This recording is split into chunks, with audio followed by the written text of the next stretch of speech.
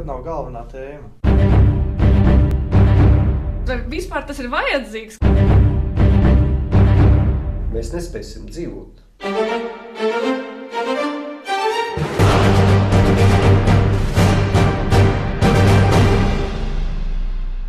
Vai jūs, Elizabete, atceraties daudz starp etnisku konfliktu savas dzīves laikā šeit Latvijā? Es, man liekas, kā tādu, kas tā izskanēja mēdījos, atceros tikai vienu gadījumu, kas bija atmodas laikā, kad bija kaut kāds problēma ar vienu kaut kādu skolēnu sarīkojumu, kur krievu bērni nāca sist tur latviešus kaut kādā zemeņblāzmā, vai kur tas bija. Kas bija tāds, kas ieguva sabiedrisku rezonansu un kur bija tāds liels pasākums. Jo es ne savā dzīvē, neteiksim, arī ziņu raidījumos neredzu, ka Latvijā uz, teiksim, tādas starpetniskas bāzes notika tāda radikāla konflikta. Ja es teiktu par vardarbību, jā. Nē, nav. Jā. Paldies Dievam, vardarbības mums nav. Mums ir kaut kādi nelieli starpgadījumi, bet tādas kā vardarbības rakstura šim konfliktam, šai problēmai nav. Man liekas, ka tas nav. Un, teiksim, bieži vien šķiet tā, ka mēdī gandrīz gribētu un radikālās organizācijas gribētu, ka tādi būtu. Un paldies Dievam, ka mūsu cilvēki ir pieraduši cits pie citu un to nedara. Ka viņi nesako šeit, jo tad, kad, piemēram, ka vecrīgā to vienreiz aizgāja daudzīt skatlogus, tur tā jauniešu kompānija tur bija viss, man liekas, kādas tautības Rīgā bija, tie tur piedalījās. Bet es izpēc ka teica Armands, tas, piemēram, vēlēšanas var uzvarēt tikai ar šo karti, kad varbūt partija, kas viena jautājuma partija. Tās ir politiskas spēles. Bet saprotat, mēs šeit gribam, mēs visi četri, kas te sēžam ap šo te galdiņu, mēs gribētu redzēt pretēju situāciju, ka šī kārtas beigtu vienreiz te spēlēt lomu, jo tas ir zemiski, man liekas. Cilvēkus apkrāpi tādā veidā. Jā, man liekas, ka tas slikti, ja teiksim, labi, ja mediķis apkaro simptomus, vai ne, tas nozīmē, ka kaut kas nav kārtībā ar to mediķu, vai ne, jo īstenībā tai problēma, ja mēs skatāmies uz šodien Somiju, vai ne, tad Somija tāpat varētu būt dusmīgi uz Zviedriem un otrādi, vai ne, teiksim, tai savā valstī, bet tā kā ekonomiski, Tur nav ne nabadzības, vai ne, tai valstī viņi ir attīstījusies tā kā attīstās valstis, kuras vēlas attīstīties, vai ne. Un ja viņi būtu apkarojuši tikai Zviedrus visu laiku, vai ne, un teikuši, kad nevēliet pa Somiem un nevēliet pa Zviedriem, kaut ko tam līdzīgi, tad tā būtu tā lielā problēma. Bet tajā brīdī, kad ir lielais izaicinājums, vai ne, kad mēs gribam izveidot labklājības sabiedrību, un attīstīt viskvalitatīvāko izglītības sistēmu pasaulē, piemēram, vai ne, tāds izaicinājums. Tad kādi etnosi dzīvo tajā valstī, vai ne, un vai viņus ir iespējams sarīdīt vienu pret otru vai nav, vai ne, par to neviens nedomā vairāk. Tas ir tā, tas aiziet otrajā plānā. Protams, ka tik un tā sabiedrība par to droši vien arī interesējās, vai ne, un redz, anekdotas stāst, ka dzīvo dažādi etnosi un tā tālāk, un tas ir labi, vai ne, bet teiksim, tajā kopīgajā, uz tā kopīgā labklājības fona, tā nekad nav galvenā tēma. Jā, vai Somijā tā ir galvenā tēma? Tā nav galvenā tēma. Kad kāds atbildas uz šeien, jā, tad pasaka, Klau, jautājums ir galvenā tēma. Jā, par ko jūs... Bet es šeit gribu mazliet oponēt. Tas ir sapnis, kas arī mans sapnis, kas gribētu, lai tiešām tas politiskas idejas konceptuāls būtu mums par galveno tēmu sabiedrība, bet tas ir pagaidām sapnis. Latvijā tas tā nav. Jā, bet tur ir pat pāri jūrai. Somija nav kaut kur uz Marsa. Viņi ir mūsu kaimiņi, vai ne, pāri jūrai. Ja viņi to ir varējuši izdarīt, vai ne, tas nozīmē, ka mums nav jābūt nepārvarāmies šķēršļiem, ka mēs to nevarētu. Jānojauc vecie stereotipi. Latvietim ir dusmas pret Krievu. Faktiski, no kurienes radās šīs dusmas PSRS laikos? Tā bija kopējā nabadzība. Mēs tā neanalizējām, kāpēc Krievijā tur veidojās tagad nacionālās kustības un tā tālāk, bet parunāsim par Latviju. Tātad Latvijā tukši veikali. Mēs zinām, ka tiek izvesta gaļa, produkti uz Ļeņingradu, uz Maskavu, jā, un faktiski Krievi aplaupa latvieši. Nē, viņi aplaupīja jebkuru, kas šeit dzīvoja, vai ne? Visi savus PSRS iedzīvotājs, kas dzīvoja Latvijā, aplaupīja, bet tā asociējās, vai ne? Pēc tam bija atkal tas, kad atvērās veikali kara veterāniem, jā, tiem, lūk, varēja viņi visu dabūt, māte ar bērniem, vai nestāvēja rindā pēc desas, un reizēm arī to desu nedabūja. Tā kā tas viss nesadzīviskajā, bet tajā formējumā, kas bija PSRS, ir radījis šo stereotipu, vai ne, un ir sadalījuši cilvēkus, un tagad tieši tas pats notiek, jā. Tiek sadalīti cilvēki, jau iepriekšējā reizē es teicu, garos, resnos, krievos, latviešos, un Armands jau pareizi saka tā, ja mēs kopā sāktu domāt, ka mēs visi gribam šeit būt turīgi, nebūtu nekāds problēmas. Mums vajag vairāk kopīgu lietu, vai ne? Man tieši radās ideja no tā, ko Elizabete pirms tam teica, vai ne? Ka ir tāda informācijas asimetrija, vai ne? Ka Krievu daļai ir savi mēdīji, vai ne? Un tas, no kā viņi smeļas informāciju, atkal latviešu daļai ir savi, vai ne? Un tad rodās tāda informācijas asimetrija, vai ne? Tā kā Elizabete teica. Bet tas nozīmē, ka ir jābūt kādai, ir jābūt tādai valsts komisijai, vai ne? Kur izveido, piemēram, sabiedrisko mēdīju, tādu formātu, kurš ir šausmīgi interesants visiem. Un tad tā informācijas asimetrija pazūd, vai ne? Tas, ko ar garantiju skatās... Jautājums ir, vai tas mūsdienās vairs ir iespējams, jo informatīvā telpa ir tik fragmentēta un visi tie sociālie tīkli. Bet ja būs tāda īpaša cilvēka grupa, kas par to domās, tieši kā to izdarīt, vai ne? Kā radīt tādu, raidījumu, piemēram, televīzijā, kas būtu interesants visiem, ko skatītos visi. Es nezinu, vai Tas ir, vēl neviens nav izdomājis tiešām to recepti, kā to darīt. Tas, kas gribēs nopelnīt no komersantiem, komercijā, jā. Bet atcerēties, bija laikrakstam Diena, bija Krievu versija, un viņa nomira, jo nebija lasītāji pietiekami daudz, un tur strādāja labi žurnālisti, un tur bija materiāli, kas bija atšķirīgi arī no latviešu dienas, un, mēģināja strādāt, faktiski tie visi bija Krievu cilvēki, kas tur strādāja. Viņi taču zināja, it kā Krievu auditoriju un vienalga tas. Telegrāfs, kas ir laba avīze, cik tā Krievu viņi lasa? Jā, viņam ir intelektuālā grāmatnīca Krišāņa Barona ielā, ko es regulāri apmeklēju. Tur pārsvarā pircēji latvieši, kur atved labākās grāmatas, kas Krievu izdevniecībās iznāk. Pēter, kāpēc cilvēks skatās filmas, kurās ir vardarbība, detektīvi un tā tālāk tāds slikts filmas, ja?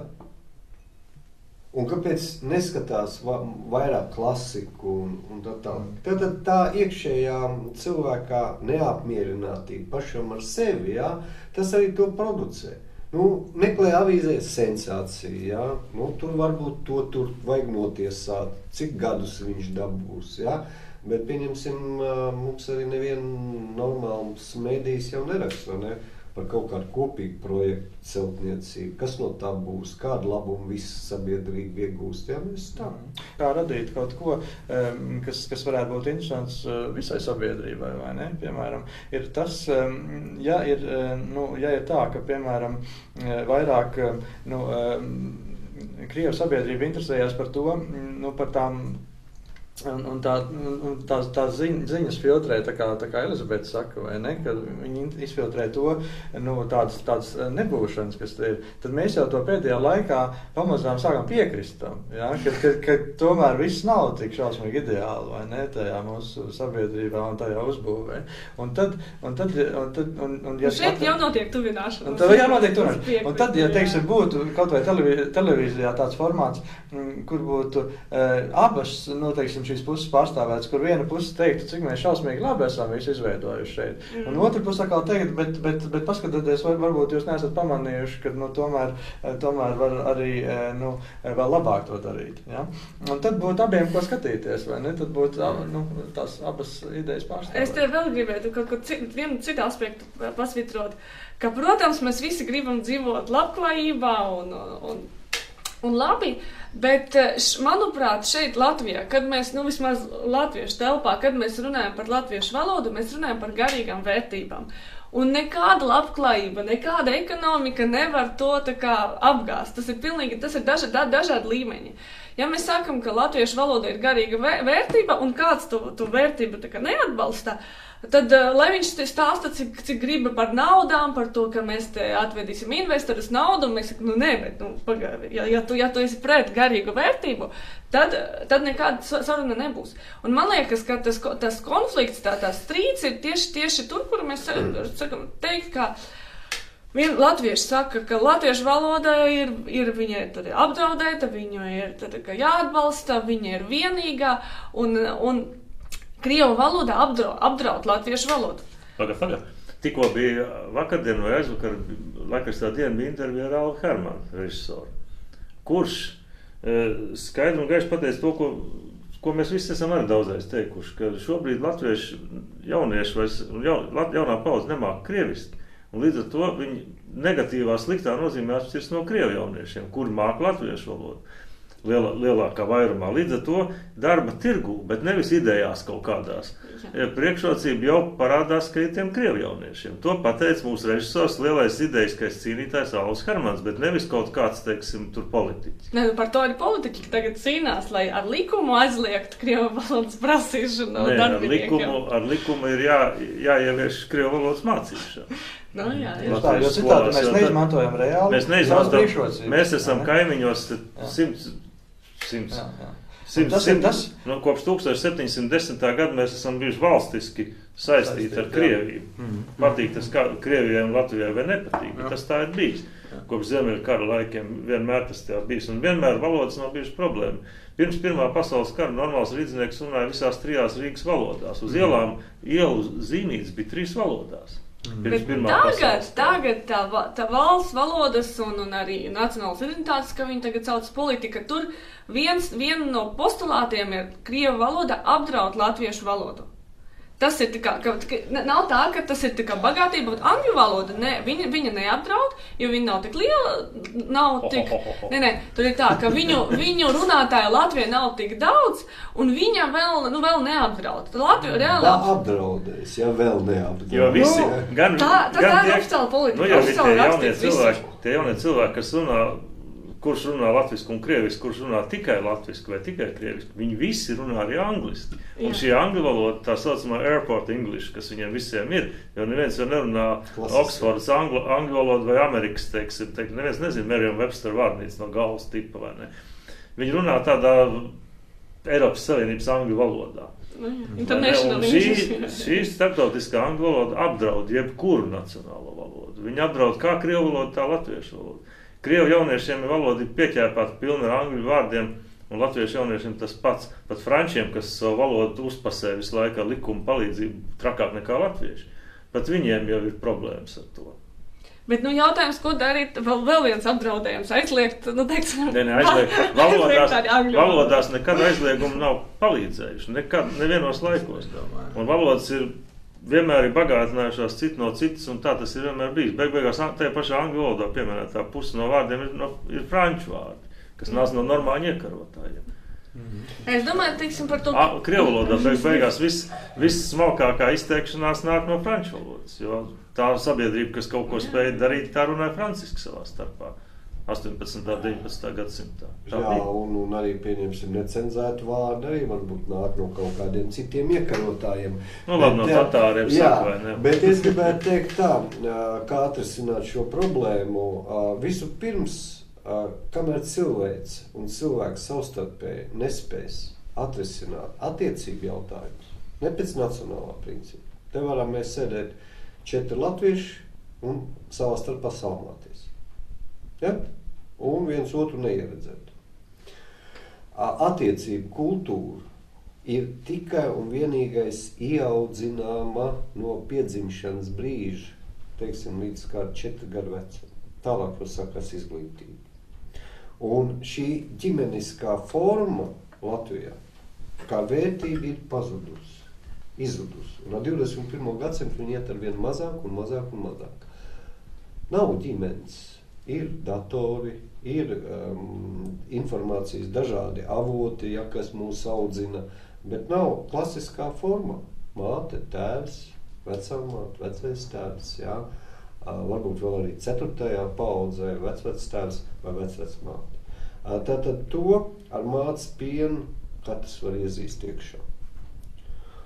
kamēr mēs nesapratīsim, kad ik viens cilvēks, kurš ir līdzās mums, ir cienījams, uzskatām viņu, kā Bībelē stāv rakstīts, cilvēks radīts Dievā tēlā un līdzībā. Tā kā tad es, kristietis, būdams latvietis, izturos pret kristieti Krievu slikti? Vai viņš, kristietis Krievs, izturās pret mani kristieti latvieti arī slikti? Tātad mēs nepildām, mēs sakam tā, mēs esam ticīgi cilvēki? Nē. Tie cilvēki, kas nevar pret otru cilvēku paskatīties tāpatās kā uz sevi, tas nav ticīgs cilvēks. Tas, kad cilvēki nesā krustiņas, aiziet uz baznīcas, jā, tad krieviem ir tāds labs teiciens. Zahožaņi, prihožaņi i prohožaņi. Jā, tad ir jāizlem, kas tu galu galā esi.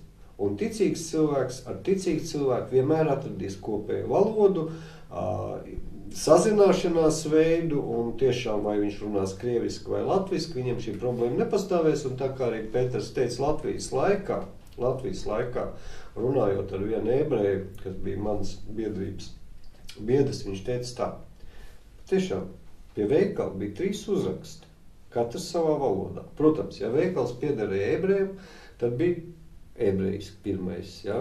Tad bija latviski, tad bija krieviski, tad bija vāciski, vai ne? Tā kā kādā veidā un formā privātais nosauc savu veikalu, uzliek šo sarakstu, bet visiem tā bija saprotams.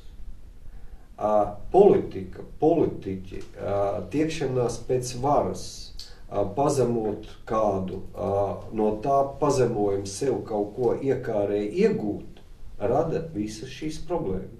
Un šeit es tad teikšu jums, kā no tas nacionāls pārna, tas domāšanas veida, ka ir cēli, mērķi, ir garīgas vērtības, un tā ir augstākā latviešu valoda. Ko jūs mums stāstījāt par to, kā varētu būt? Nē, mums ir jānosargā latviešu valoda, un mēs nevaram to atstāt pašplūsmā, kā tur cilvēki. Viņi tur krieviski sāks runāt vai angliski.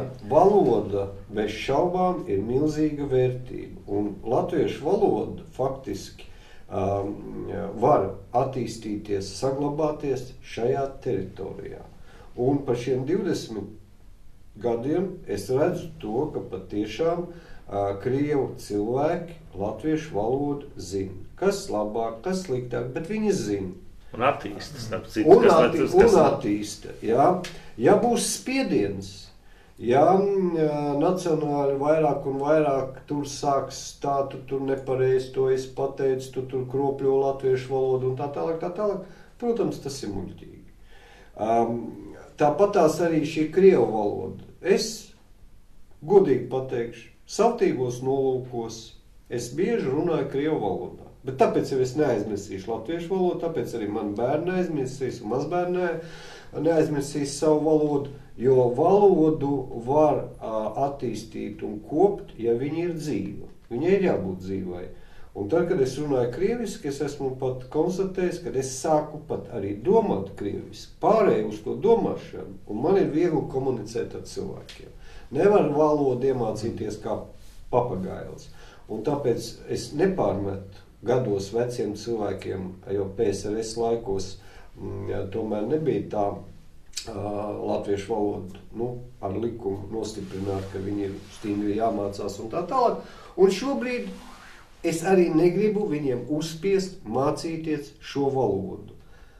Jaunā paudze, viņa redz, viņai ir iespējas, viņa grib Latvijā attīstīties, strādāt, vadīt šo valsti. Kāpēc mums prezidents arī var būt krievs, ja?